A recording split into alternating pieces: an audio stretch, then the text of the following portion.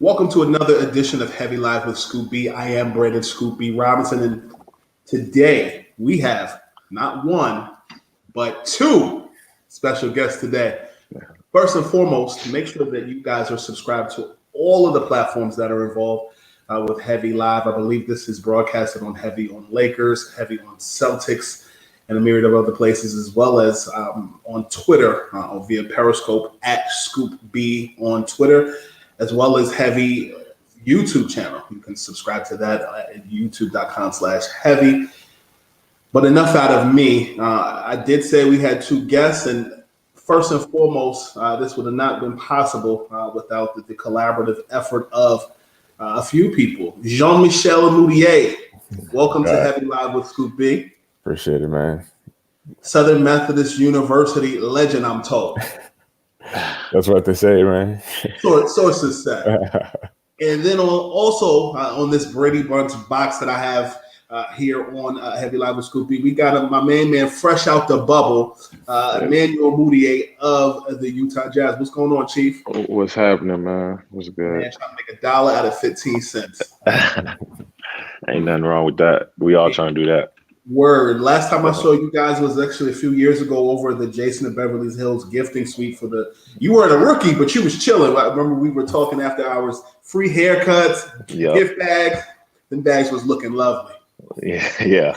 It's been a minute. Got to catch back up soon for sure. For sure. When we're not bored in the house and in the house bored, I'm curious from your perspective, bubble life. When you first landed on Plymouth Rock, aka Lakeland, Florida, on the campus, what was your first thought? Was it what you imagined it would look like? No, everything about it was kind of a little different. Honestly, I was shocked that we made it as far as we did. We was thinking like someone was probably going to be here a week, few days, and then just going to be like, I can't take it anymore. But I think when basketball started like happening, when we started competing, even practicing, it kind of just felt like, okay, we're just going to hoop. And then after that, you just had to find a routine to make sure you can last the whole time, however long you were going to be there. So, Jean-Michel, as Emmanuel's brother, I know I didn't go to the bubble as a writer. I refused. I was on strict orders from my mother not to go. As the brother of a professional NBA player and you playing in college as well, were you apprehensive for your brother to report to Florida? Sure, man. At first, we just wanted to get all the facts right. How it was going to be and all, what was going to be going on in the bubble. Was it going to be safe?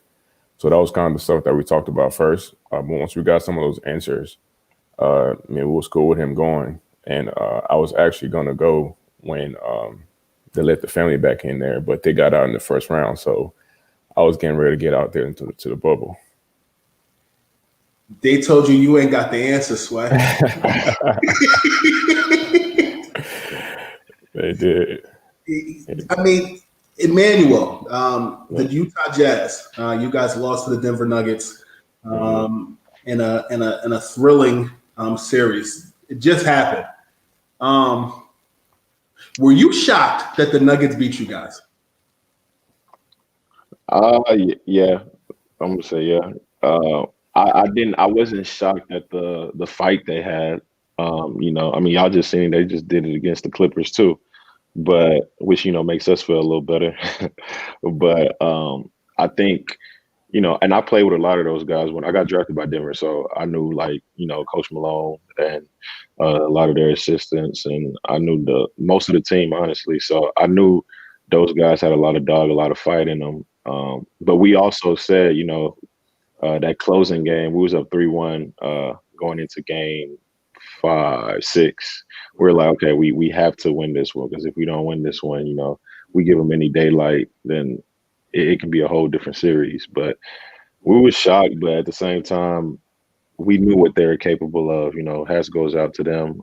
Jamal and Nikola, they really, really picked it up. They stepped it up. And, Don, Rudy, some of our guys, Mike was having a great series too. But I think once we gave them that momentum, it was tough to stop.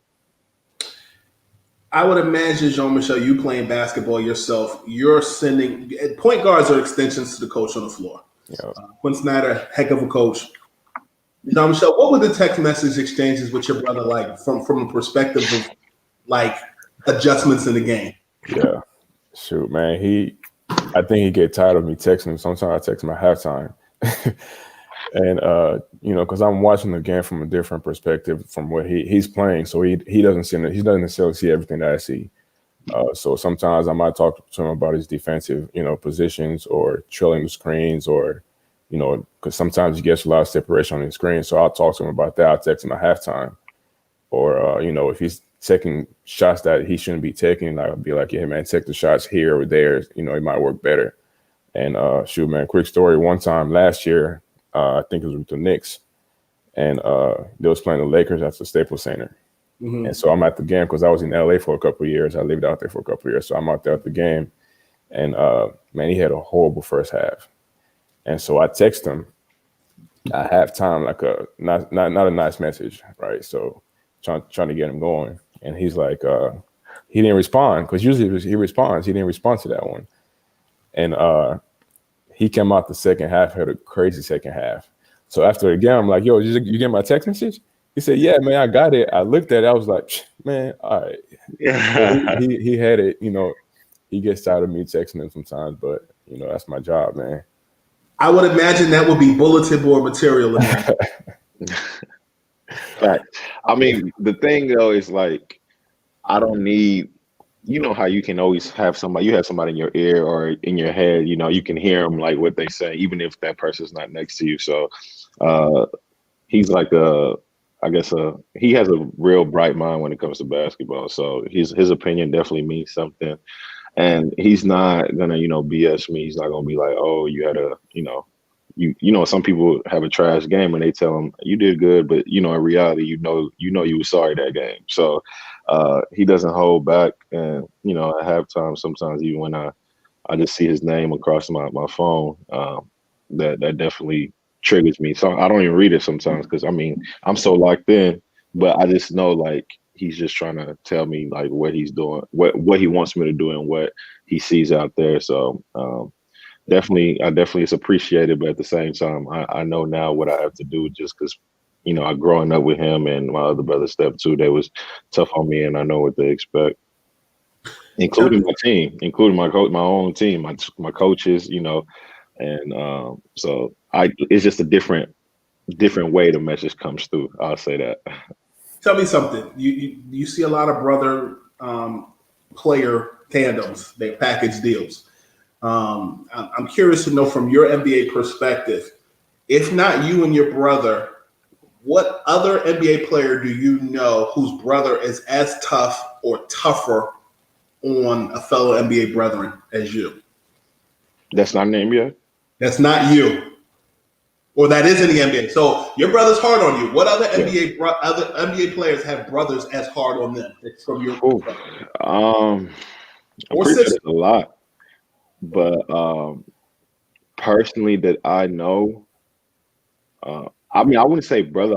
Can I say a parent? It's your world. We just live. Yeah. So like, y'all see Jamal, how he's hooping. So me and Jamal were teammates for a couple of years, and sometimes we used to run into each other late nights at the gym.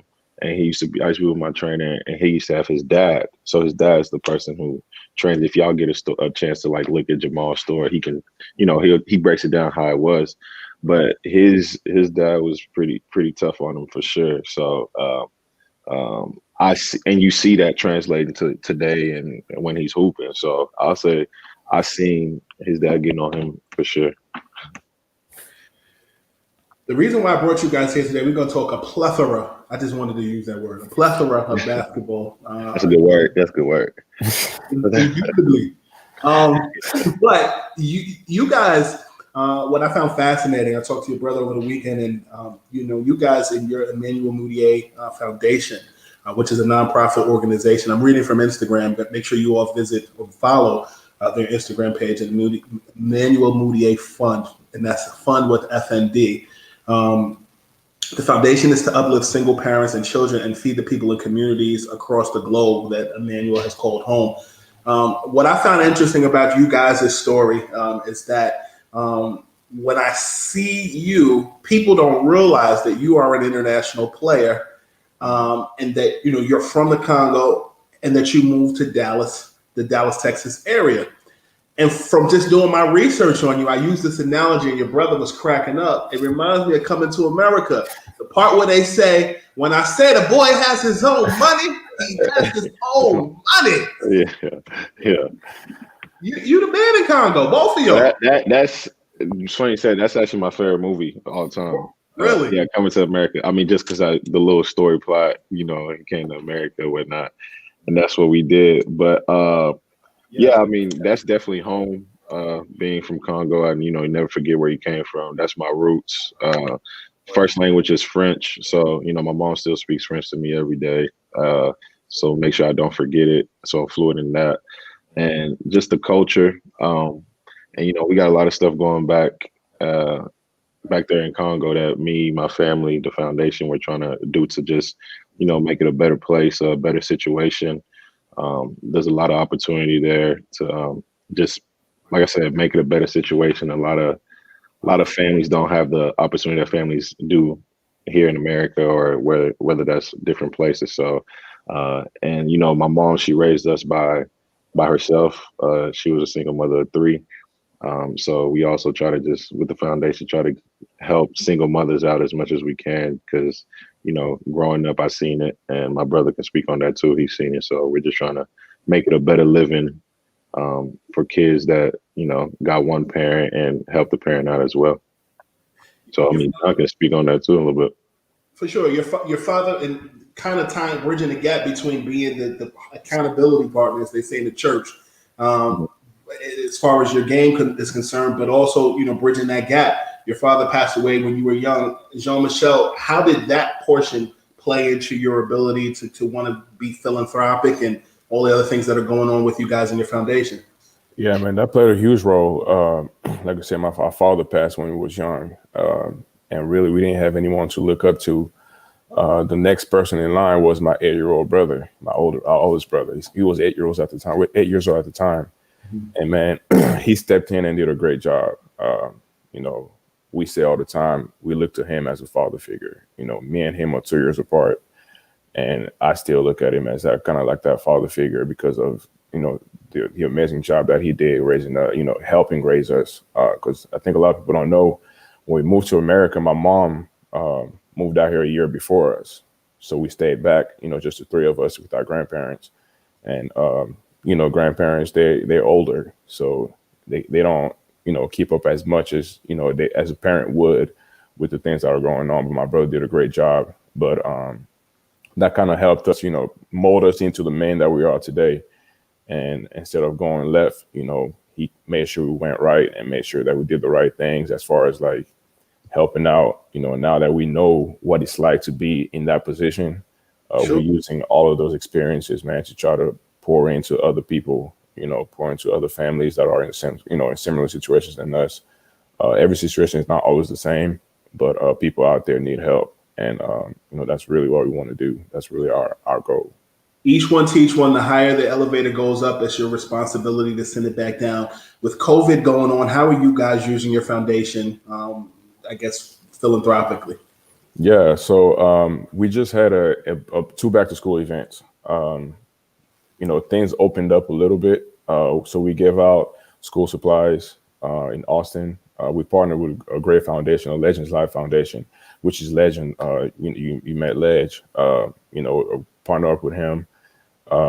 He's been a great help. That foundation has been a great help for us. And we did 2 back to school events. So we did one in Austin, we did one in Dallas. So we gave out a bunch of supplies, and we also gave out hand sanitizers and masks and stuff like that. We did a drive-through instead of, being hands-on and touching, dealing with the people touching. We did a drive-through. So we just kind of have the car drive by and just kind of give out the items. So we got that going. And then we also have a after-school event or after-school program that we're doing. And we partner with Fourth Family out of New York for that. with a Legends Life and the Full Family out of New York, which is a great. They do great stuff with STEM. So we got this STEM program going on that we're going to be doing virtual. So that's going to be something new because it's virtual. It's not. It's going to be a learning experience for sure. But they got that part down, so they kind of grooming us through that, and we're going to try to pour out into the youth as much as we can virtually. You talked about Ledge. I want to give a shout out to LeJean Wright and also to Will Robertson, who connected the dots there as well. You talked about being digital. I think DJ D Nice set the foundation for club quarantine, and now we're learning through Zoom calls. Yeah. Emmanuel, I'm curious.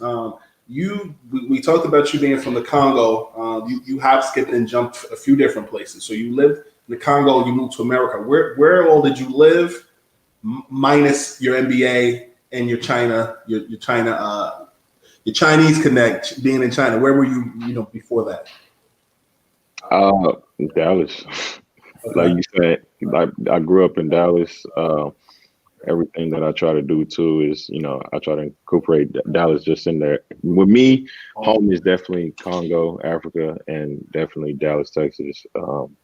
The DFW area, I try to give back here as much as I can. I kind of say this place raised me for sure. And I always call home. Everybody that knows me knows that Dallas, Texas, that's like my favorite state, to be honest. I'm biased a little bit, but at the same time, can't beat it. It's cheap too. Yes, it is. They got those dollar iced teas in Dallas. Yeah. Any food, I think definitely top 3 best food places, or cities is definitely Dallas. Do you ever look at Luka Doncic and those guys in the Mavericks and be like, man, I wish I could be living large like this at the crib?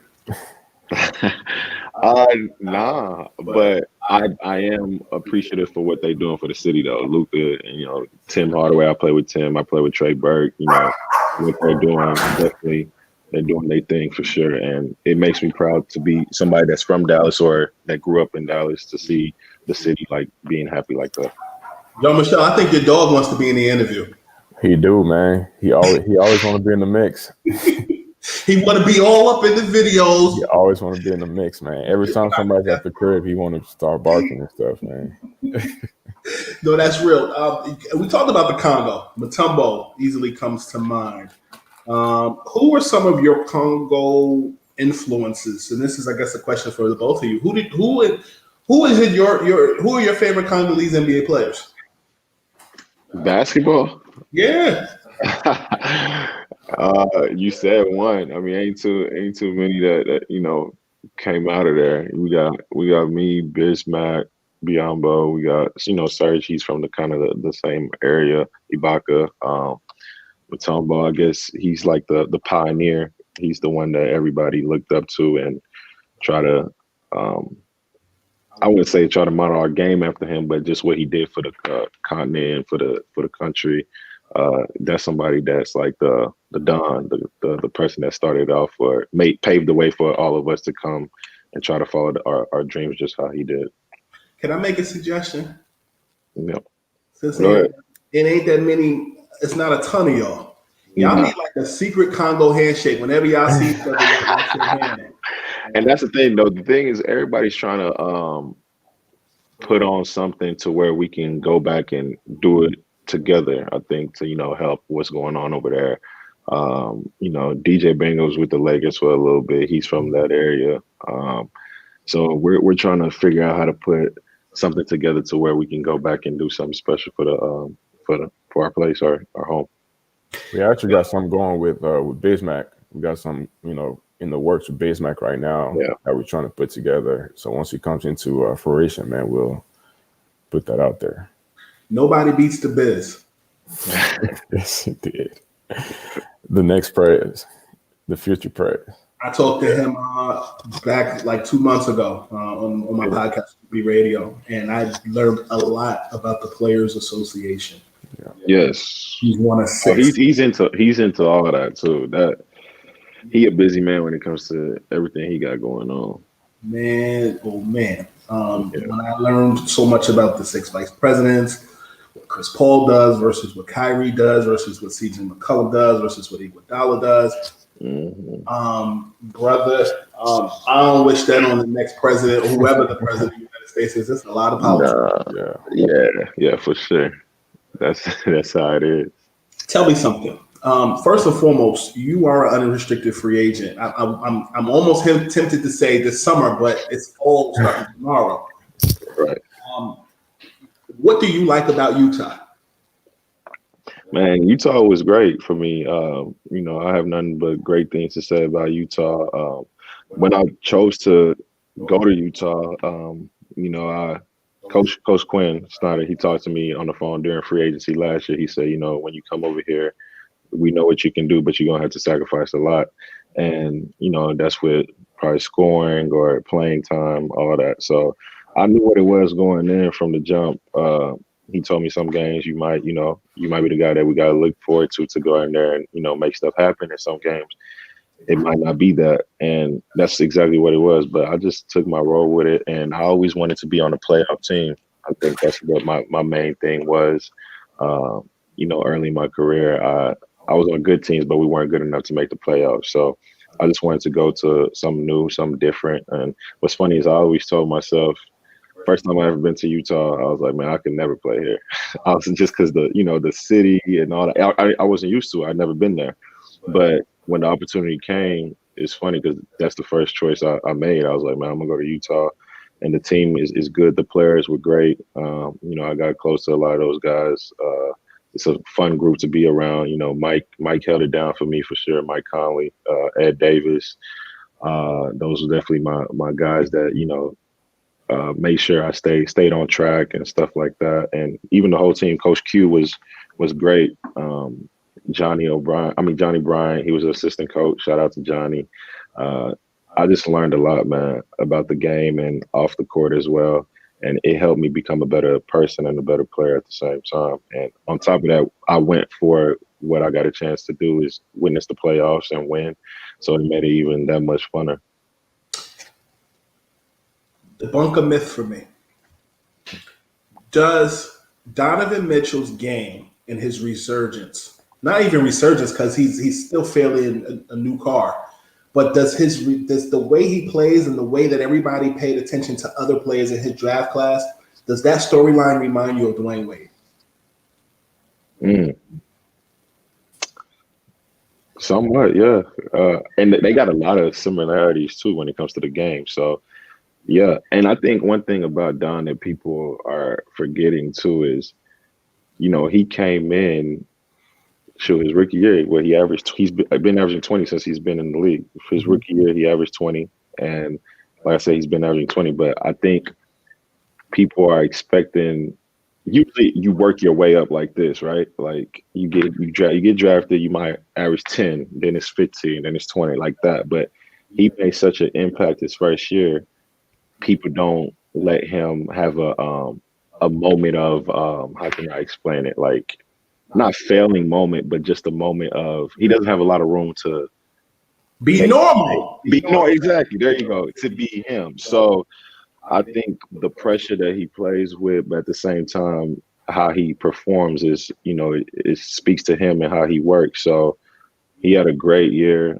Y'all saw the 50 balls in the playoffs and all that. So one thing about him is he loves the game, and I see him put in the work a lot. And he's one of those guys that he's the man on the team, but he makes everybody feel like they're very, very important. So, and he's learning as well. Me and him the same age right now, 24. So he's learning just as much, and he's going to get better and better, in my opinion. They say Cash Money is coming for the 99-2000. But a birdie told me that Cash Money is dumping off in a Brinks truck, dumping off in front of his house. How happy are you for him to get that extension? Yeah, man, I'm happy. Like I said, I see him put in the work, and he's a teammate that's always checking in on everybody. He'll FaceTime you at random times, like, yo, what you doing? I was just seeing what you was on. He'll ask you if you want to go to a trip with him, stuff like that. And it's stuff that people don't see that makes him him and makes him who he is and as a great person. And another thing I can say is he wants to win. Like that's something that he really wants to do. He's still hurt, honestly, right now about the whole, 3-1 situation. He wants to be playing so bad right now, especially, seeing how Denver was able to beat the Clippers. He just wanted the same opportunity, same chance, which we all did, but you could tell it meant a little bit more to him. Jean-Michel, tell me something. I'm not leaving you, out on the wing and just giving him the ball because he has the hot hand. I'm curious from your perspective. You like that. From your perspective, do you like the fit for Emmanuel in Utah? Do you get a ringing endorsement for him to return if the opportunity presents itself? Yeah, I do like the fit for him in Utah. I mean, it's a great organization. Just to be able to be a part of that organization, it's a small market, so they have to do everything right. You know what I'm saying? They have to treat the players and the families right the way, so they can keep the talent that they have there, and they do just that. So as far as that goes, man, it's a great opportunity. As far as on the court, it's basketball. Once the ball is out there, once you throw the ball out there, you just got to play. No matter what your role is, you just got to play. So I do like the fit there. If the opportunity presents itself for him to go back there, I wouldn't oppose to that at all. Manuel, Utah. Same question. Yeah, you want to come back? Like I said, I'm open to it. But obviously, I'm gonna see what's going on. But like I said, they taught me so much. The staff was amazing. I have nothing negative to say about Utah. Everything was great. So if it's there, it's something that I'll definitely look into. Obviously, I'm not about to make a decision right now, but the conversation. But right, but definitely, man. Like I said, the team was great as well, and that's something that I'll definitely reconsider for sure. No, that's real. I'm curious to know because I have you on the line. The day that the NBA shut down, you guys played against, I believe it was the OKC. I've heard different variations of that story, and I'd be remiss. I kept caught up with people who were on the Lakers plane when they found out that Kobe passed away. These are stories that people want to know. I'm curious to know from your perspective what you saw, how it all went down before they canceled the game. What happened? Yeah, man, that's a crazy day. I don't think I ever forget that day. So it might take a little time. We've been on. Sure, it might take about 3-minute story. Okay. But, time.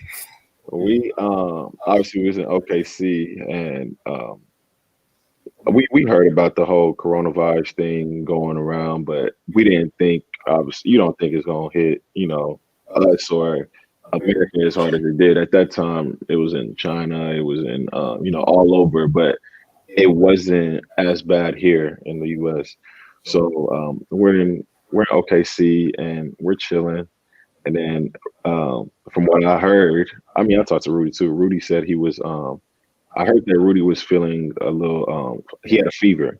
So when Rudy had a fever, he said it was like 102 or something like that. But he said he felt fine. Like after that, he felt fine. And so that morning, me personally, we had a shoot around. I woke up, man. I'm coughing. My nose is running. Like all this. So in my head, I'm thinking, okay, it's flu. Like it's just a flu. Like whatever. I got a cold or whatever. So I call our trainer. I'm like, yo, man, I'm not gonna make shoot around. I'm just gonna rest, but I'll be good for the game later. Like I said, I'll be good for the game later. Next thing I know, boom, boom, boom, boom. I hear big knocks on the door. They're like, yo, we got to take you to get tested for the coronavirus, etc. And I'm like, yo, I'm chilling. Like I said, it's just a cold. Like I'm fine. I don't need no test, nothing. I've had this feeling before I know what it is. It's like, nah, they keep saying that it might feel like that. That might not be it. And then they were like, Ruby went and got tested yesterday, but he got tested for the cold or the flu. So he went and got tested yesterday, and his came back negative that he had the cold or flu, which you wanted it to be the cold or the flu, right? So you wanted that to be positive. And then so I went that morning, I got tested, and mine came back positive for the flu, for a cold like symptom or whatever. So I was in the clear. So I'm thinking like, okay, cool. But I wasn't feeling up until then. I still wasn't feeling up to like, man, I don't know if I'll be able to play. Like I'm all messed up.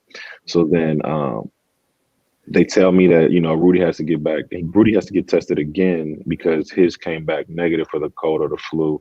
And now we're going to test him for the coronavirus. And so he went.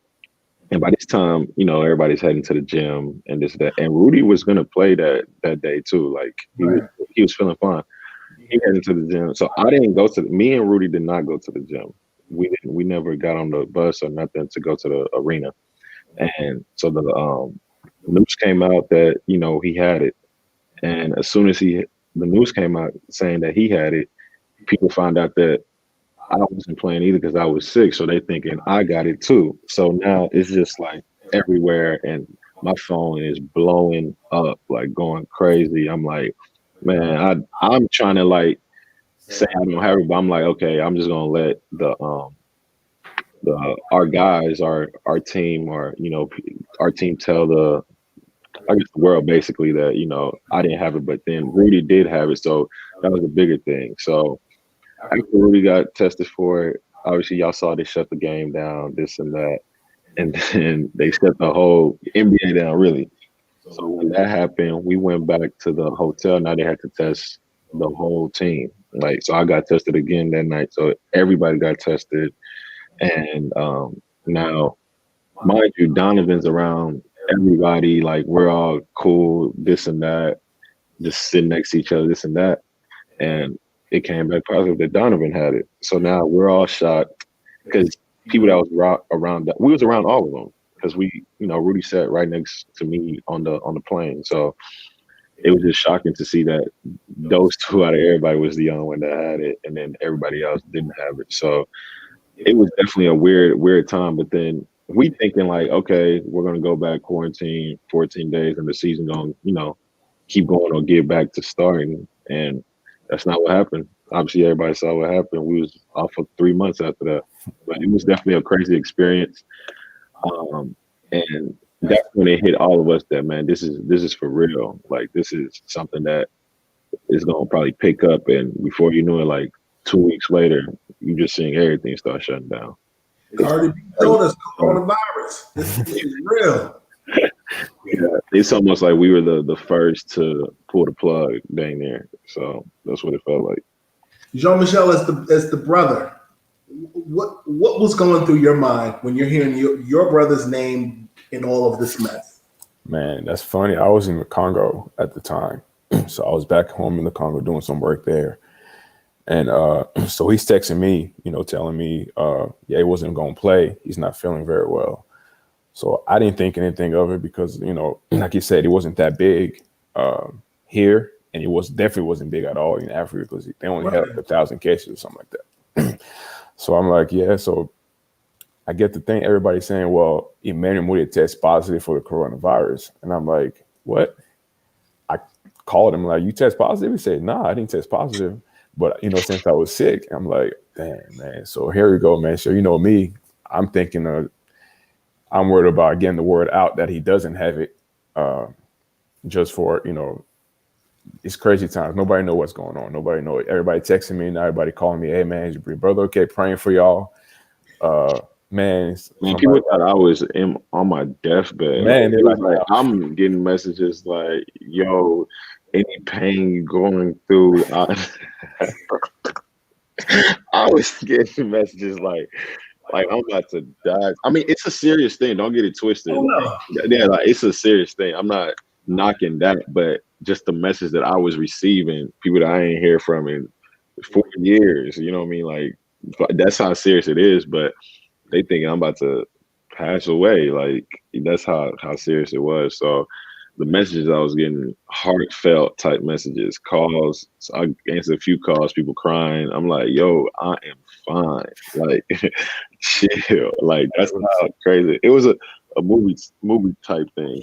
And I called Rudy that night. I was like, man, how are you feeling? Like, you good? And he was like, man, I'm fine. Like, me and Rudy going back. Like, I felt worse than the symptoms that I had. You would think I for sure had it. And Rudy, he didn't have like nothing like that. He was just feeling normal. The only thing that he said he was starting to feel was his taste like going away a little bit. But because that was like one of the symptoms. Yeah. Yeah. Me, I was coughing. I'm talking about spitting stuff out. Like I was like, man, yo, I'm feeling my baggy eyes, all that. So, but me, it was just the flu. Like everybody, if you had the flu, you know what that feels like. But yeah, man, that was like he said. Like Crazy time. called me. He called me laughing though. Like, yo, what's going on? But I'm like, nah, I'm good. I'm good. You talked about Coming to America being one of your favorite, or being your favorite movie. It's one of my favorite movies. One of my other favorite movies is Ferris Bueller's Day Off. I never seen that. Brother, when we get off, I don't know if it's on Netflix, but Yeah. you can find it. Your brother's laughing, but I remember there was a scene where, like, basically the movie takes place where he's playing sick because he's trying to get off from school. He had taken like mad days off from school playing sick. So like his sister went to school, his parents went to work, and like people like we're praying for Ferris. We're praying for Ferris, but Ferris is lying the whole time that he's sick. He goes to Chicago Cubs games. Damn. He's going to the restaurant. Like he's played hooky the whole day. He got his girl out to school. Yeah, he's living. So when I hear you talk about this like the NBA version of Ferris Bueller's Day Off. For real. Right. Nah, facts. But I mean, but we wanted to hoop though. So, because I mean, after it was cool taking a break here and there because what's funny is me and Joe was talking. Me and Joe Ingles, we was in practice like right before we went to OKC. We were like, and because we kind of just got back from All-Star break, so All-Star break's a week, and we're like, man, I wish we can have like another just 1 week, right? 1 week off. And then we had 3 months off. But after that, like first couple of weeks, I was like, man, it's time to it's time to get back to hooping or something. Like we gotta do something. So it was just different. And this is a question for both of you guys, what is something that you learned about yourself or you self-improved in an area?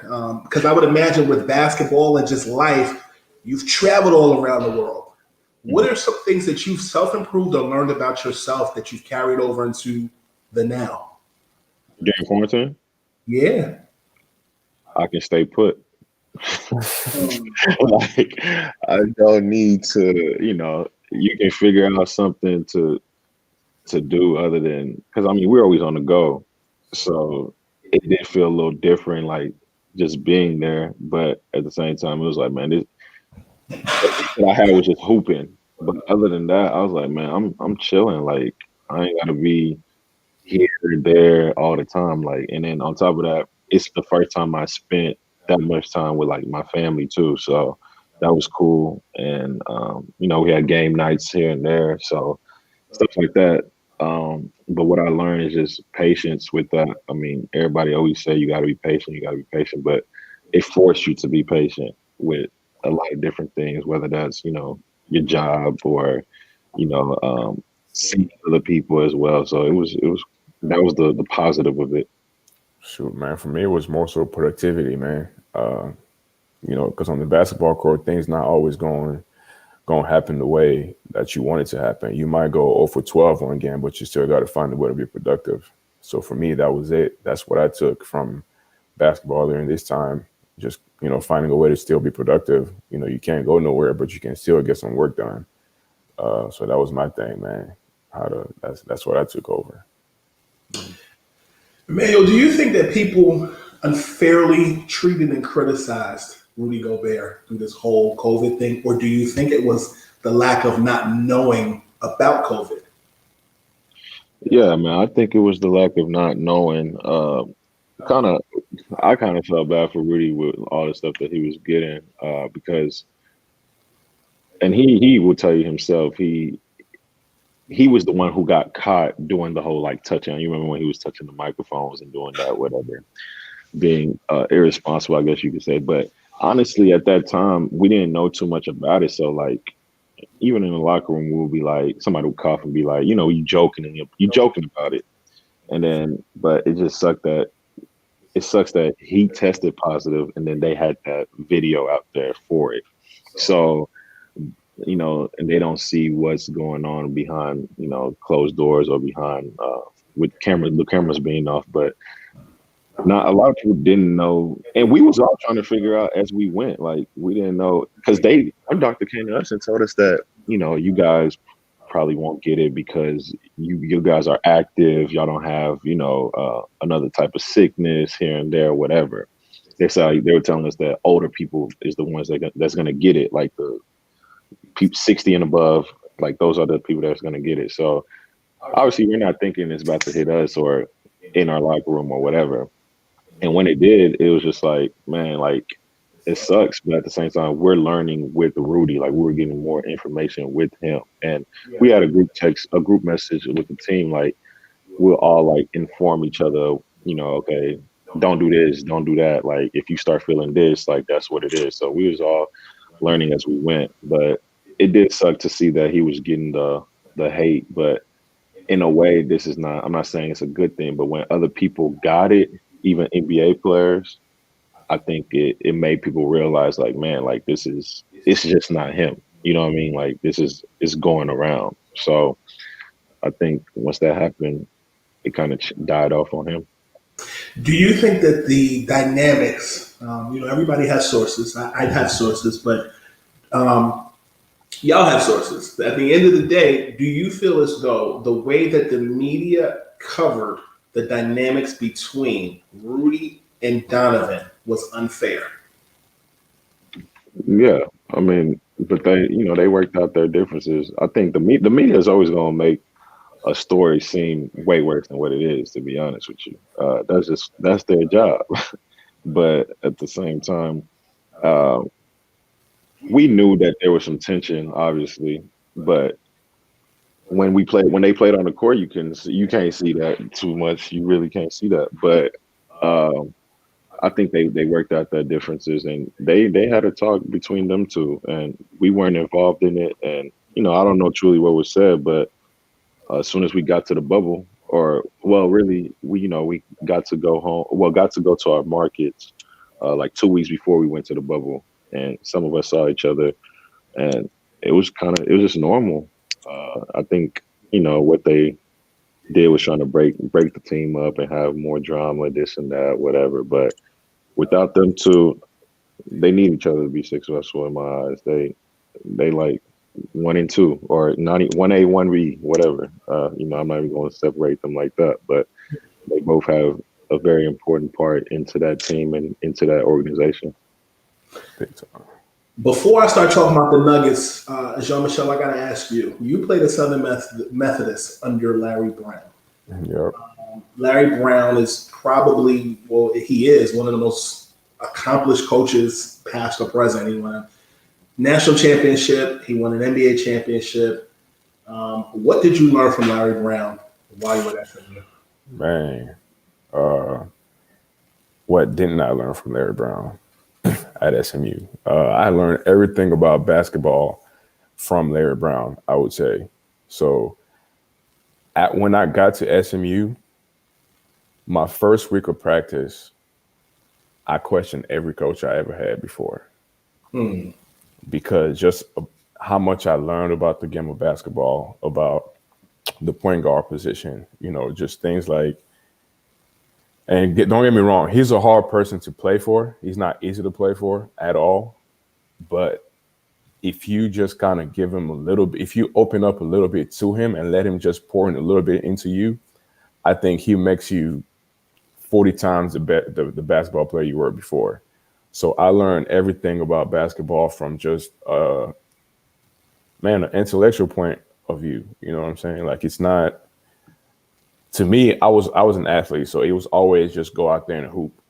Like I'm gonna just go out there and I'm gonna use my athleticism. That's what's gonna what's gonna set me apart. But I started thinking the game a lot more, and I realized that I didn't have to use my athleticism all the time.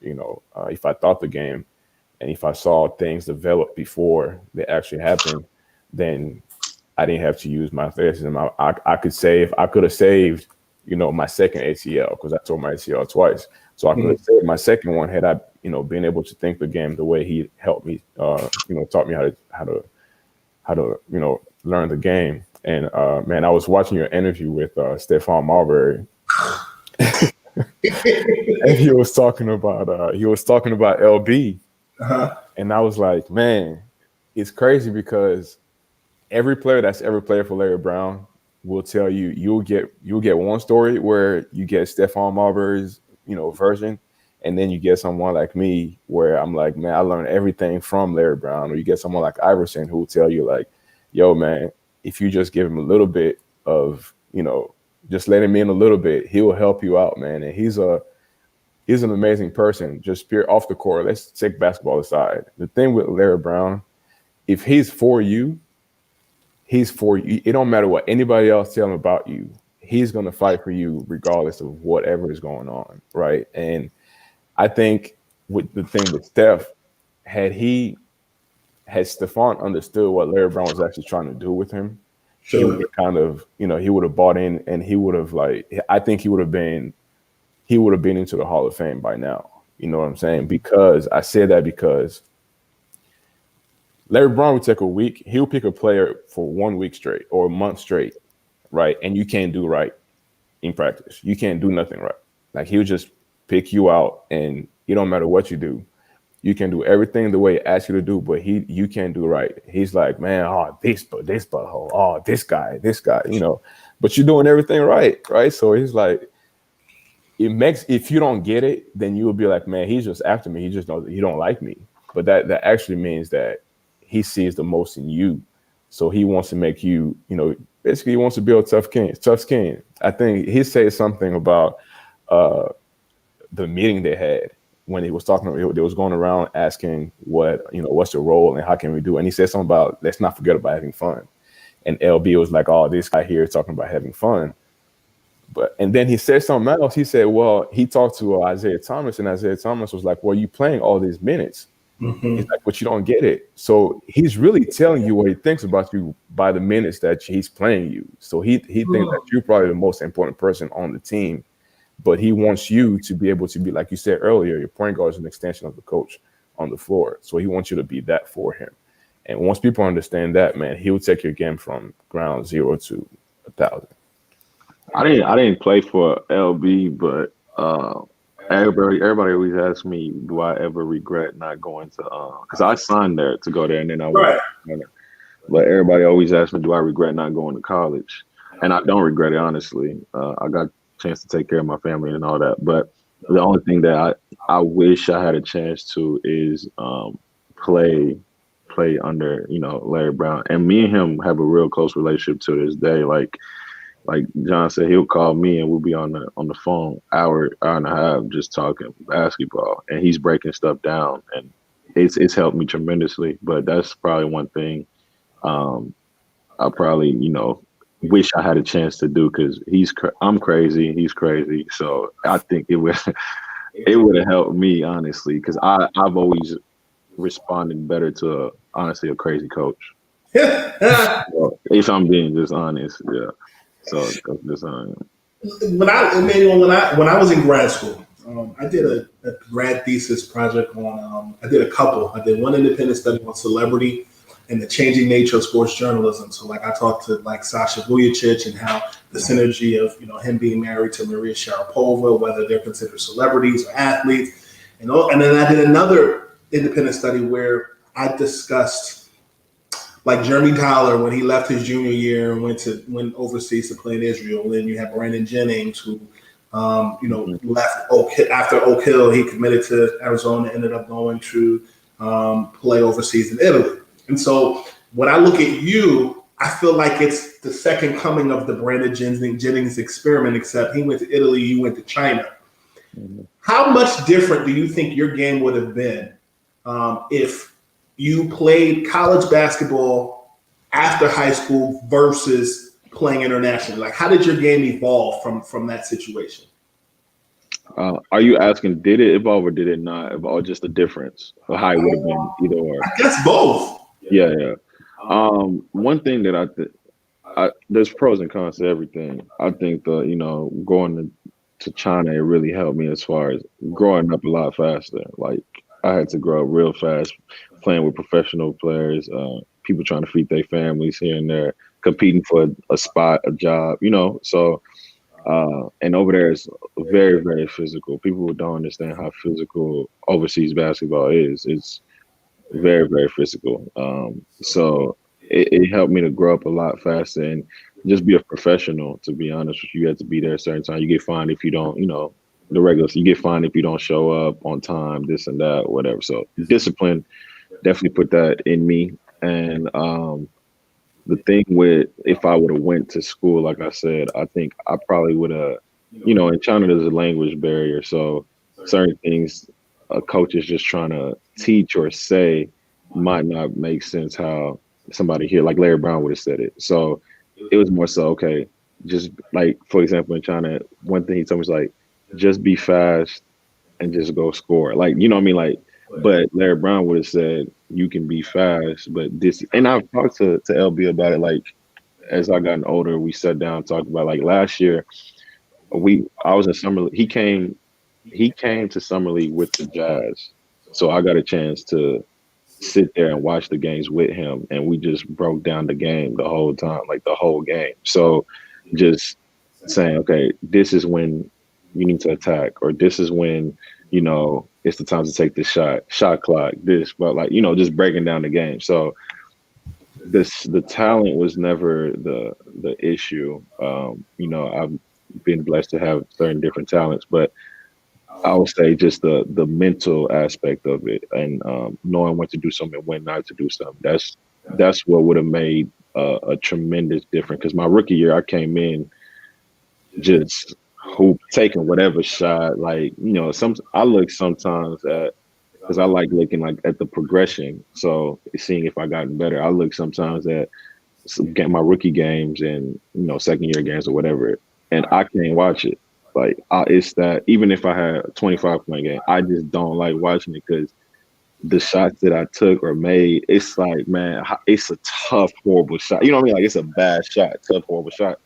Compared to today, like, I shoot the shot that I want to shoot just because, like, we've broken it down. And even if I miss it, I'm like, okay, I can make that 8 out of 10 times, like higher percentage shots. Because that's one thing that I've always focused on as far as learning the game now. And he's somebody that definitely has taught me, and that would have been my advantage probably going to college more so than going overseas. Man, I'm gonna tell you one thing about LB's practices. I think they give us 2 hours or 2.5 hours NCAA regulations. Like, you can only practice for like a couple of hours. Mm-hmm. Larry Brown's practices are a minimum of 3 hours, 3.5 hours, 3.5 hours to 4 hours, right? So he don't care about none of that stuff. He just care about getting better. And the reason that being is because every single play, there's a stoppage. Because he's going to be teaching throughout the entire practice. So it's like every single play, there's a stoppage. Hey, stop now.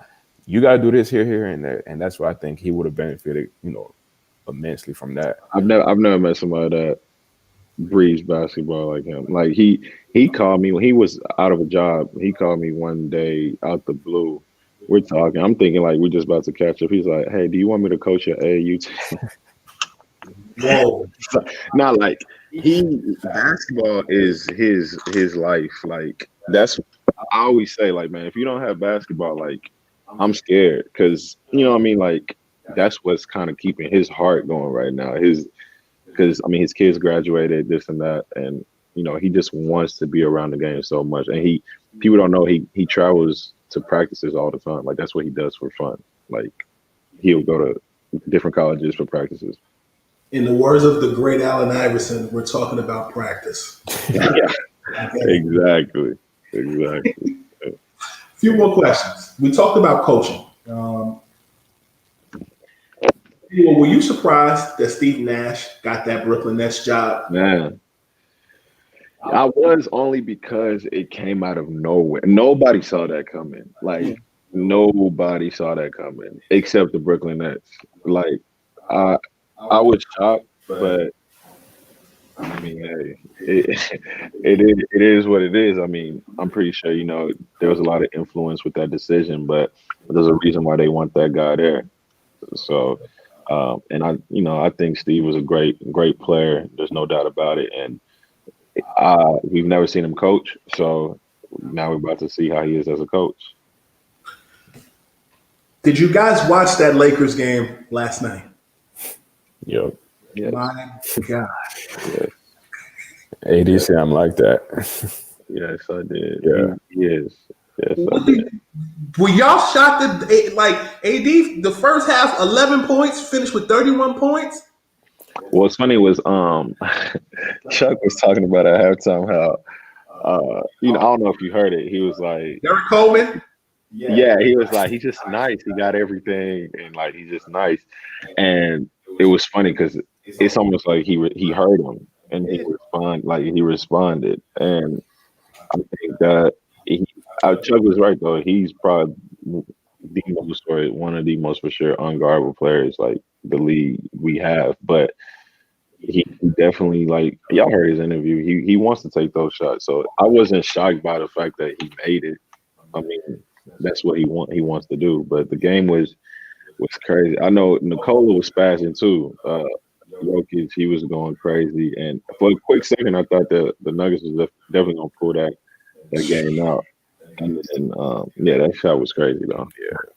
Follow up, because you would know if you're the Lakers. Like, okay, Lakers are up 2-0, right? Mm-hmm. Y'all was up. Like the Nuggets, I've been saying this all playoffs. They like wine.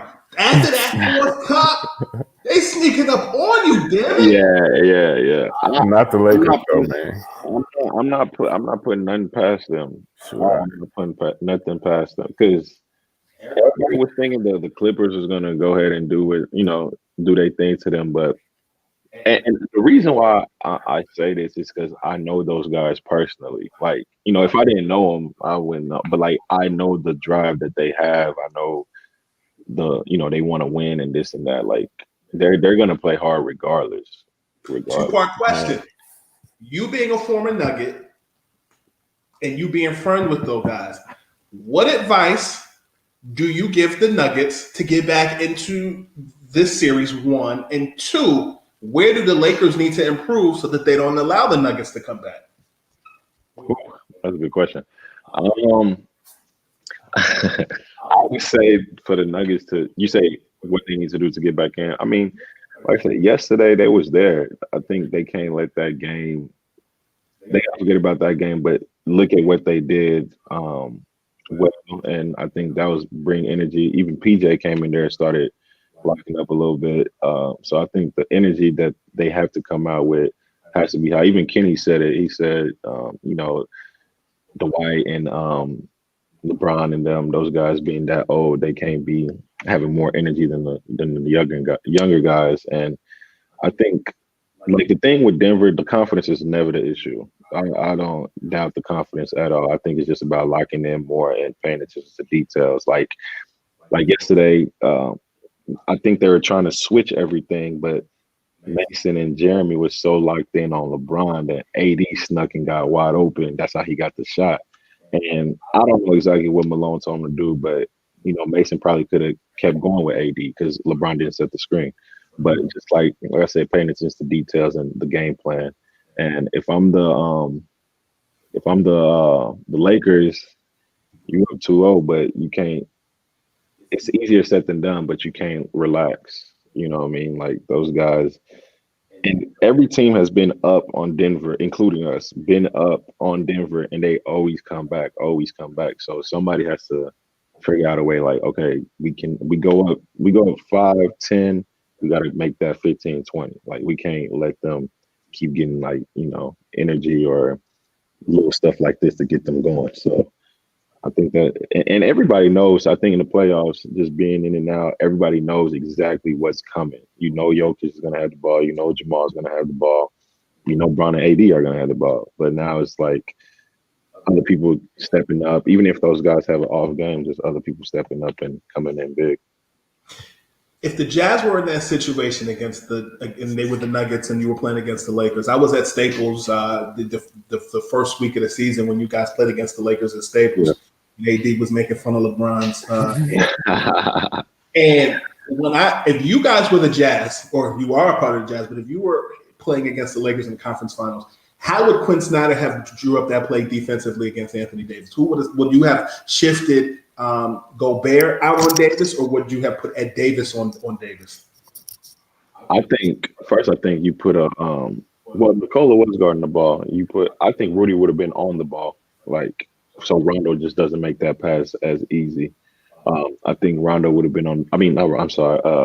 Rudy would have been on the ball, try to get a deflection first, and then I think we would have switched everything. Honestly, so whoever just crosses in front of you Yeah. was your man. Like it's not about like you know what I mean like just guard whoever cross. And that's why I said Jeremy was on Bron yesterday. Like I think in his head he was thinking I'm just not gonna let Bron take it or get it. But you can see Mason pointing out like yo get AD, but nobody went to AD and AD was wide open. So I think they're trying to switch everything, but LeBron was the best decoy. Like the ball's probably the place for Brown, but he was just a decoy. And LeBron just stood there. If you look at it, he just stood there, and Nathan and Jeremy stayed with him instead of they forgetting about AD, which had the high hand. Anthony Davis and I have this running joke. At the beginning of the season, he said to me that LeBron and him didn't have much time to participate, like work out, because LeBron was doing Space Jam and a bunch of other stuff was still rehabbing. And so he said when the season started, him and LeBron had this joke about the about their pick and roll. He said they're like peanut butter and banana. They're not quite a peanut butter and jelly sandwich. That's funny. So from you who have played against the Lakers, from your perspective, at what point did the Lakers become peanut butter and jelly? Are they peanut butter and jelly yet? And when did they leave that peanut butter and banana sandwich? Nah, they definitely peanut butter and jelly. I mean, you couldn't tell me that they weren't that game 3. I don't know because I mean those guys. It's funny because LeBron will be all the way past half court and AD just posting like he literally just throws it across the court to AD posting up or AD spin off for a lob. Like their chemistry, it seems like they've been playing together already for a while. And I think what LeBron has done for AD too is just like, which AD I know he wants it himself, but like just the drive to win more so than anything. I mean, AD was first team all defense this year. Like that's big. He's always played defense, but like it was another level this year, and their whole team has been playing real good defense as well. And I think Dwight don't get the credit that he should get too. Like Stevie Wonder could see that. Yeah, but it's like. He's been I mean, obviously he's not the Dwight that's scoring 30 like the old Magic or whatever, but just his presence is huge out there, man. Like the fact that he can try to play, Jokic the best way he can. I'm not saying Jokic he's gonna get his, but he's making it tough on him too. So yeah. When I look at the final question, the Utah Jazz, and when I look at the Dallas Mavericks, you both are emerging teams. That some people are surprised maybe because they haven't watched basketball throughout the course of the season. But you guys are both young teams. But I feel like you're missing something. Some people say it's veteran leadership. Some people say it's more veteran leadership. I see a similarity between both. You being from Dallas, I believe you're a spokesperson that can speak. You play for the Mavericks. There's a lot of dualities on this call today, but you being a member of the Jazz, you can speak. What are both teams missing? One thing that people forget, well, I don't know if they forget, but Bojan wasn't with us in the bubble. Bojan Bogdanovic. He averaged 20. So people think that like that was the full team, but Bojan was if not one of the most important pieces on that squad. And he was averaging, like I said, 20. But for the Mavericks, it's hard to say what's the missing piece, but sure, I think they. I don't know. Me and John talked about that. I don't know what they're missing, but like you said, it's something that's not just there right now. It might be another big time star, but then it's like you don't want to get somebody to take Luka off the ball. It might be. I don't know. I think you need to take Luka off the ball a little bit because then he becomes predictable. Because everybody knows he's going to have the ball 90% of the time or 95% of the time. So you need another guy in there, I think, that's going to help him, take some stress. It's like almost like with James. James Harden, he's going to have the ball a lot. And that's how Luka, his usage you know he's gonna have the ball a lot too. So yeah, man. I thought you know they was looking at Kimber before Kimber went to the Celtics. So that probably could have been something. I think I need Emmanuel Mudiay. That's what but I think I was gonna say they need probably somebody that can create on their own for sure and try to get, you know, Luka some breathers or whatever. And Trey did that a little bit during the you know, the playoffs. Trey was hooping. And with Utah, what they missing, we didn't have a like go to four. Like you know, Jeff Green was the four when he was with us before Jeff Green left. Yeah. So we didn't have like that presence at the four. Even if it's a stretch four, we went when we went to our bench, we just went super small. Like, you know, we didn't have the size that we needed to compete at that different type of level. Because those guys, you know, Denver, you had Michael Porter 6'10", you know, Torrey Craig 6'7", 6'8", you know, like they were just big guards, big wings, and we kind of struggled with that part too. So I think a four that can make a impact with the Jazz that would have been good. I know I said I had one last question, but I do have one final question. The bubble. Yes. It's like this enigma. People say the food sucks. Some people say don't have a problem with it. It's free laundry. I thought that was cool. I looked at Dwight Howard's live. I'm like, yo, this like summer camp. Yeah. Complain about the like. I when I go on different shows, I tell people from various people that I've spoken to that it's literally like the most overpriced summer camp in history. Yeah, we said it's the some people say the richest prison ever. So that's what people were saying, but it might have changed because they got families in there, they got, you know, kids, their wives, this and that. So we didn't experience that part. So if you experience the part like yourself, you can't cross the line. You can't cross the line. So like life, you know? Like the movie Life. Like the movie Life. You can go to certain like distant, like literally, like you can't cross the gate, like certain distance you could not pass. And I think it was more so like for some people it really was mental health though. Like all jokes aside, like some people really were struggling with not having people around and you know, stuff like Stephen A. Smith said, can't have friends. You know what I mean? Like people were. So I think it took a toll on some people though, honestly, and it was just. But what I did like about the bubble, honestly, there was no home court advantage, so every game anybody can win that game. And that's like every. I don't know if they're on the road and they put the games like that.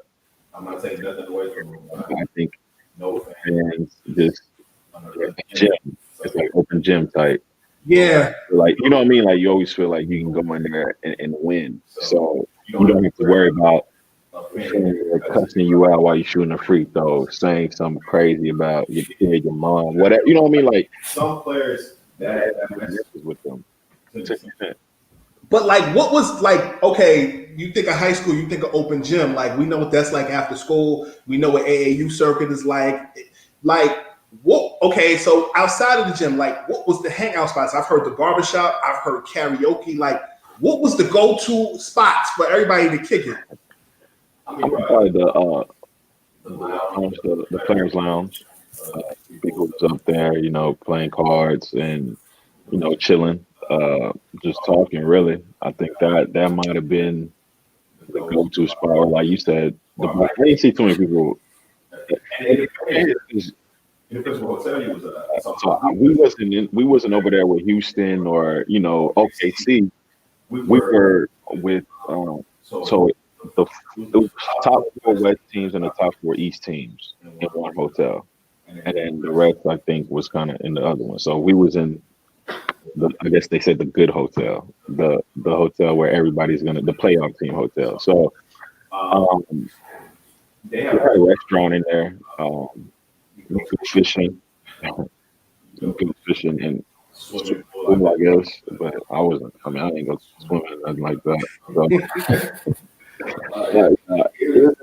And they later on they put like a big screen outside, so if you wanted to watch a game, like if somebody was playing, you can watch. And then you also could buy like AAU type. Like let's say you're the Clippers, I can come to your game at 5.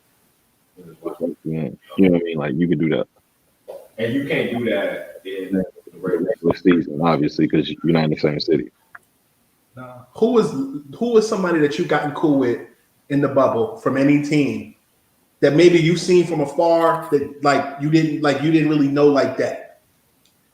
Man, to be honest, man, I was chilling, man. I was really going hoop to naps, and I was just watching my shows, watching Netflix shows. So, and it's funny because even though we all stayed in the same hotel, when you went downstairs and you walked through the hotel, you don't see a whole bunch of people. You know what I mean? Because everybody's probably in their room, and something's always happening. You might be in practice. You might be.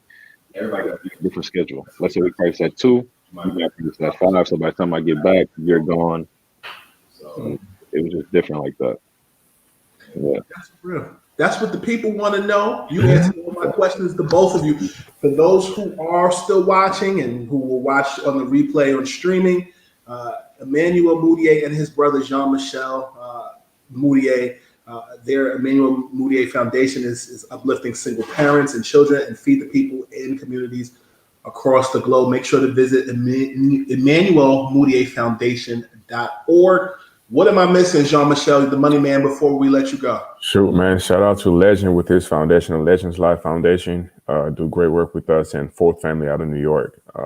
They do great work with us as well. So that's, support them as well.